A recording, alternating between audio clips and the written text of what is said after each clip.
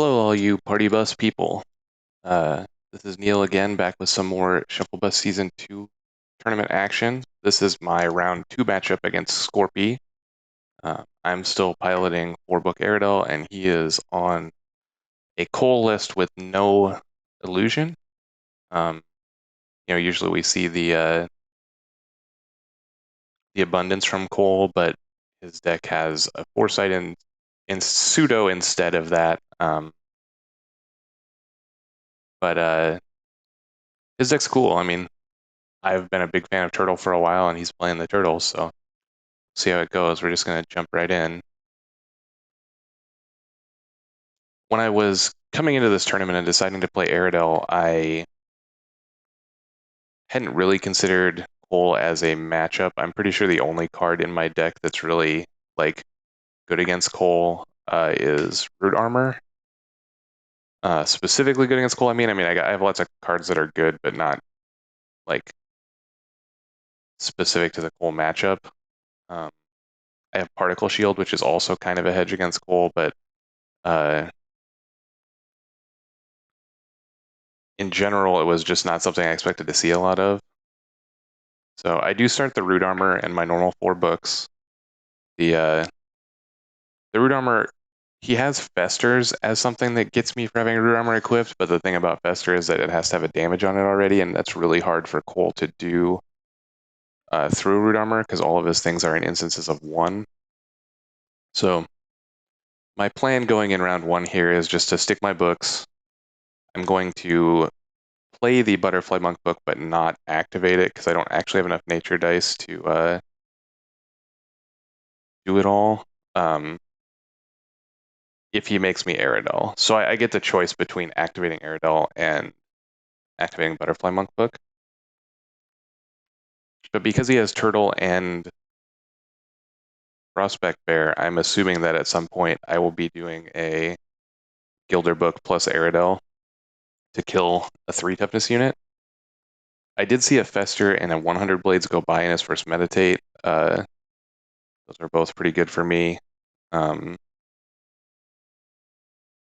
I'm meditating here, meditating one of my vanishes away. Having played as much of the tournament as I have up to this point, I do wish I had the 3rd vanish. There's just been a bunch of Molten Golds and a bunch of 100 Blades. And I think if you vanish 100 Blades, you're like crushing your opponent. Oh boy. But I started with the Gilder book. It's really safe. It sets up the 3 damage play I was talking about earlier of Aradel plus book.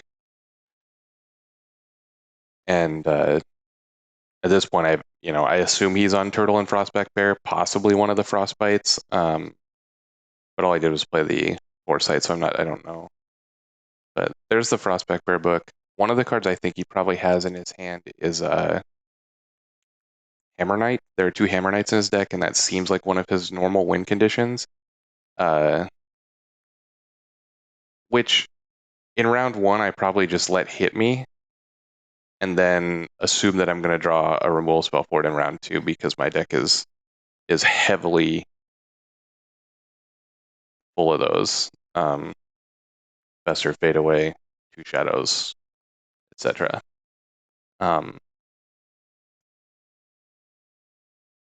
So he played Turtle Book, which I knew, essentially was a thing.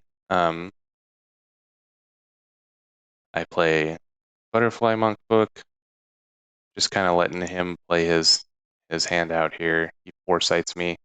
Foresight is an interesting card to me because it lets you have those like pass not pass turns where uh you kind of want to see what your opponent does. Obviously the actual activation of foresight is not 0, but it's not super impactful. But it does. I have to take another action. So I play my 4th book. Don't have to commit to anything yet.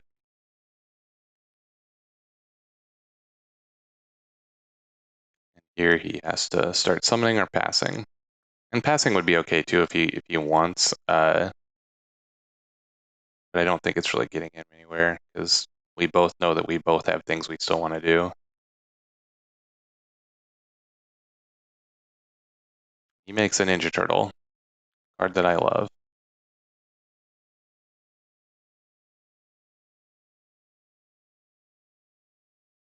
Card that I'm not particularly afraid of right now. It's gonna make a bear with the root armor. Because like I said, I think his deck has a hard time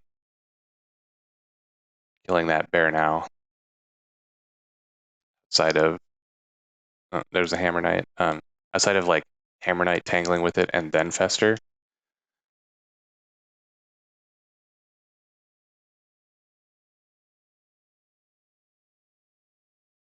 Here I'm thinking about what my next summon should be and if I should use Aradel this turn. And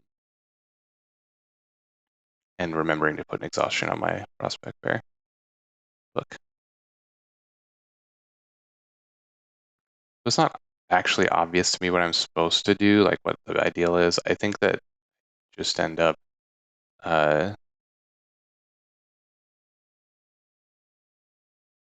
looks like I'm maybe Gildering here. Yep, so I make the Gilder, I put a damage on the turtle. The Gilder gets ice trapped. So I knew I had ice traps in the deck. I did not put him on ice trap because it doesn't seem real good against my deck. And ice trap specifically, I think would have been better utilized on the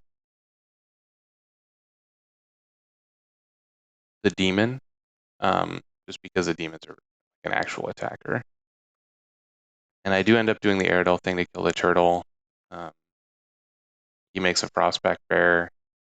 Maybe I was supposed to kill the Frostback Bear and leave the turtle, but like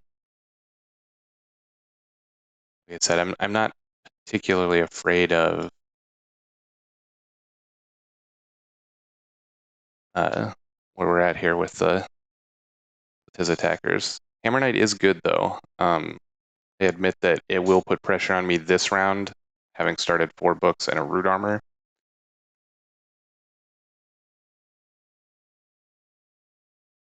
I just need him to, I just need to draw one of the many removal spells for it early next round.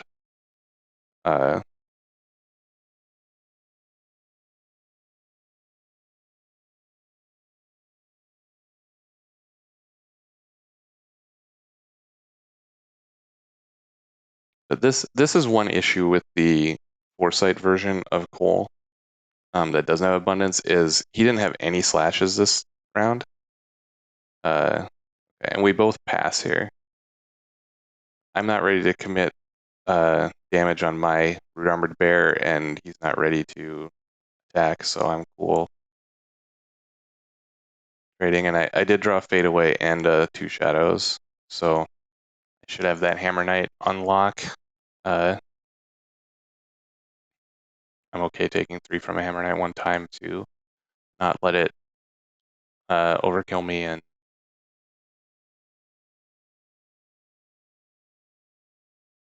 essentially just kill whatever dude it attacks. So I make a Gilder and Aradel the Bear, just same 3 damage play that I did on the turtle the turn before.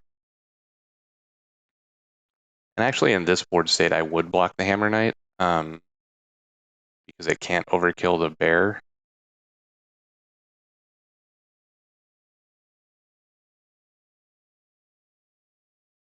So we'll see what he ends up doing.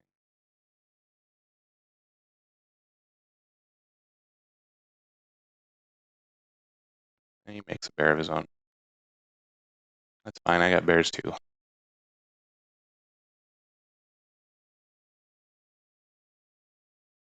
Meditates away a frostbite and accelerate. Make 2 ceremonial powers. This indicates to me that he has a Fester, or possible second copy of Hammer Knight. I'm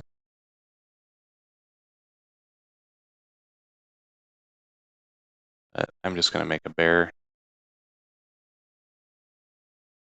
Kind of stay ahead on board and get in a weird creature stalemate.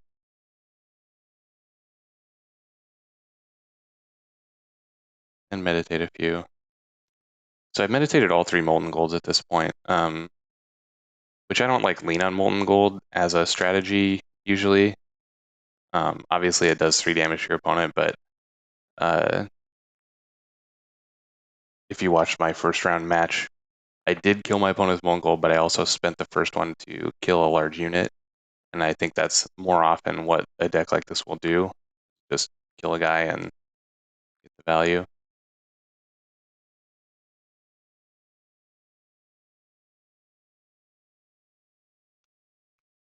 And looking at his list and dice spread, I know he doesn't have Polarity Mage, so my fadeaway should be good. Here the bear's coming out. Aradel, I just let it. I'm a big fan of using your life total as a resource.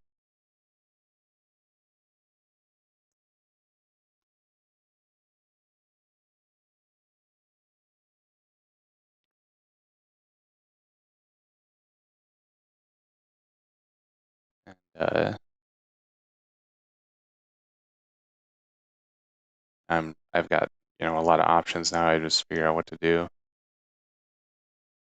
So I send my Frostback Bear at his Frostback Bear. I don't think that's good. I should have attacked with the other bear, just because I should leave the armored one back. But mostly the first attack, usually goes to the Phoenixborn face because they will block like that. And obviously he can't let me just kill his bear. I have a frog power up, so um, it would kill it. Now he has the turtle guard as a blocker, which makes my attacks really weird because you can't post-combat frog it. Turtle's a very good card. Cannot lie about that. I make a demon. I put a damage on his Frostback Bear with the demon ability.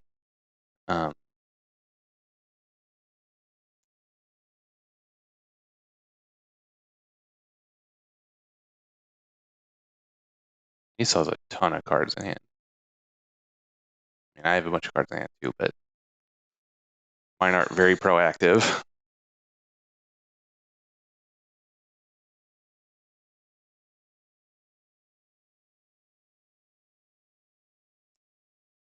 But he's in the tank too, so I'm not sure what he could have drawn. Like, that's 6 cards in hand.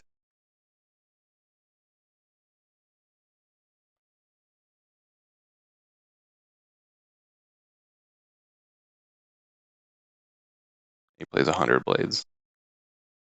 So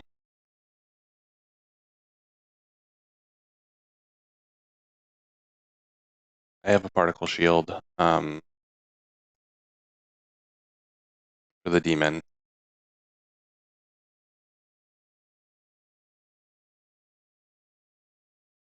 I draw a Fester,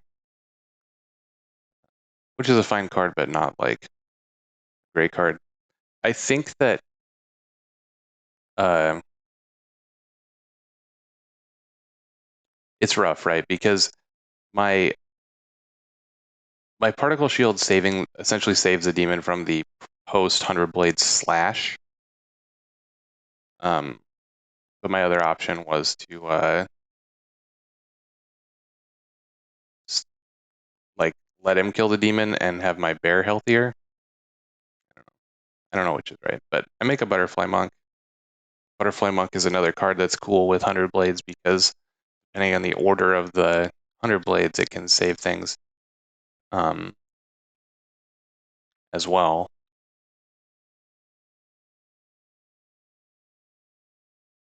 But this is what my deck is supposed to do, just assemble the squad and go squadding.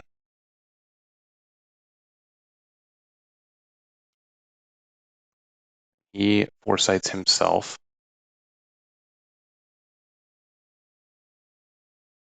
I'm starting to get worried here because he's still holding up Hammer Knight dice, and the second Hammer Knight is a lot of pressure.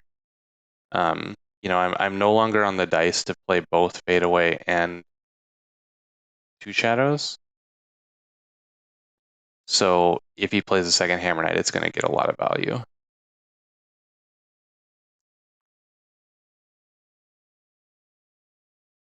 So I attack Prospect Bear with my False Demon. He can turtle it, but he's going to turtle something, and um, I'm okay just essentially trading the turtle for Illusory Demon plus a Frog Dice or a Gilder Book or whatever. I have a lot of instances of 1 or 2 damage that will kill it easily next turn before it gets a chance to block. I know he only plays 1 Turtle Guard book, so I'm not afraid of the like beginning of round tap it to protect it, tap one of my guys. So this is particularly brutal because now I know that he drew 200 blades after having meditated 1 away. And he actually resolves it in the wrong order. You should do the Butterfly Monk last, but I actually misplayed because I saved my Gilder. I don't think I need to save my Gilder there. I think that I should have healed the Frostback Bear because it got slashed and just let the Gilder die because then I would have a Frostback Bear in play and not a Gilder. And that's, I mean, I'm not a scientist, but that's better. So that was not good. Because I'm also in a position now where he can slash the Gilder and attack. So even the small amount of value I would have gotten with the Gilder is not there anymore. So I put a fade away on his Hammer Knight.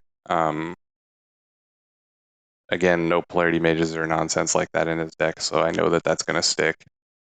I just have to let the Hammer Knight do its thing once.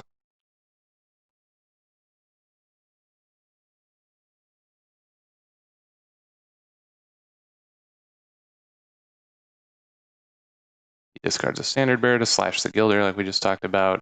I put second Meaningless Inheritance counter on my bear, and he attacks me for 3, which I take. This is another symptom of me having attacked with the wrong bear at the beginning. Obviously, all that stuff that happened, nothing happened to this bear, and I could have blocked. But and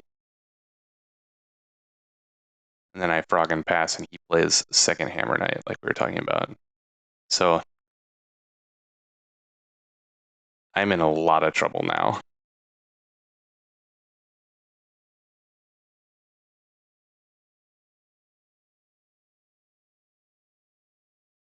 Fade away kills 1 Hammer Knight. Turtle recovers.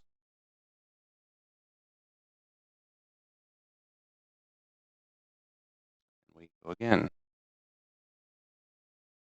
Here, I think I need to discard a bunch of cards to try to draw the Vanish, because I know that this is he has a Molten Gold left. So I discard an Ice Trap. I think I should have discarded the Seal as well.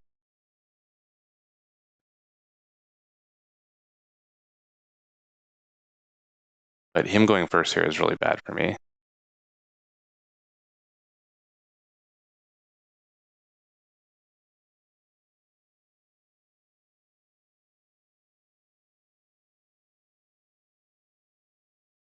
Not that it would have been good here. I've also been considering Figures in the Fog in this deck for situations like this. I don't have the dice to play it in this specific situation, but in situations where there's like these very good attacks from my opponent, really screws them up. So I can't care about the Fester anymore. I block the Hammer Knight and take 2, and 2 on my bear. I just don't want to go to 3 because I know he's got a Molten Gold left. But with the armored bear in play, it's very difficult for him to kill me with coal. So again, that was another reason to start Root Armor in the first 5. But I'm way, way behind now. And I think back, when I look back at this match, I wish that I had just done my Butterfly Monk right in the previous round. I think the game would be wildly different here. Because I almost certainly would have had another Frostback Bear in play for that attack that just happened. I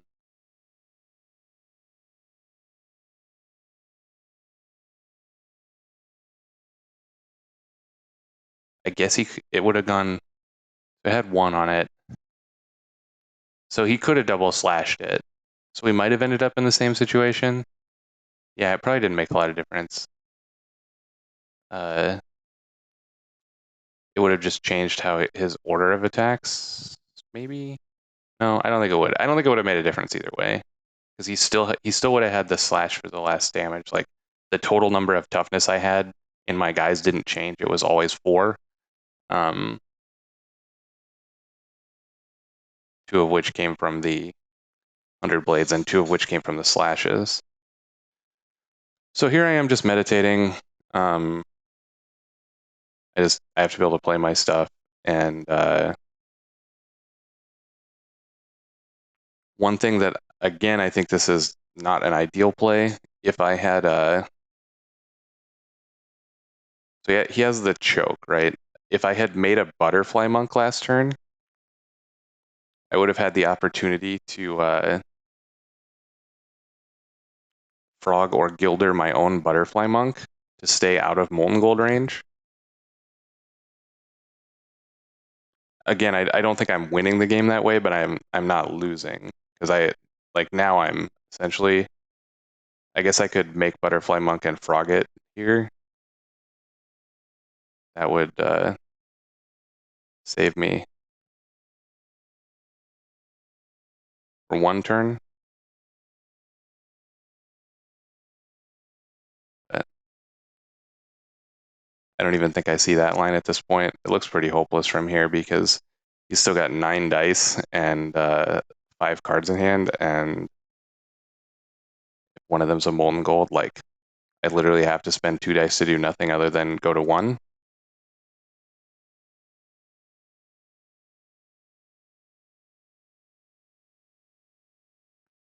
And I believe that will do it. Just talking it out on Discord there in the match. You can see our little fingers going wild. But so far in the tournament, this will be out after round 3, which was on stream, where I played another cold deck. I have just been gotten by 100 Blades. 100 Blades is a very good card. It's better than I originally gave it credit for. Because unlike the other ones, like Mist Typhoon and Nature's Wrath, it's like always a mini Earthquake, because it draws you a card that you can then spend to your Coal to make it like 2 damage to one thing and 1 damage to everything else. So yeah, he's got the Molten Gold to finish me there.